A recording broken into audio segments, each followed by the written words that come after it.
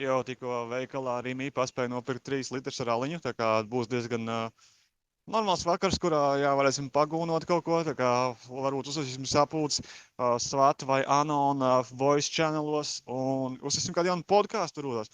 Un dosim cilvēkiem labāko kontentu, kādu vispār Latvijā kāds spēja ražot. Tā kā konkrēti no mūsu Discord grupas mēs cilvēkiem dodam tikai to pašu labāko. Nevis tie pedofili, pedofils bunkurā, kas tikai melo cilvēkiem, ja, kas tā kā cilvēks izvaro, ja, pārdod cilvēku tirniecībā.